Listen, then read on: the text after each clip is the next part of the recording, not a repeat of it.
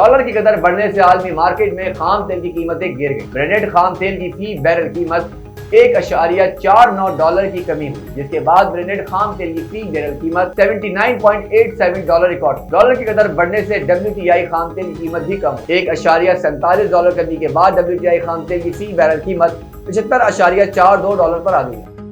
कराची के शहरियों के लिए बिजली की कीमतों में एक बार फिर इजाफा कर सार्फिन के लिए बिजली की कीमत में ₹1.44 फी यूनिट इजाफा किया गया। इजाफा मई 2023 की माहाना फ्यूल एडजस्टमेंट की मद में किया गया। बिजली की कीमतों में होने वाला इजाफा सार्फिन से जुलाई के बिलों में वसूल किया जा सकेगा।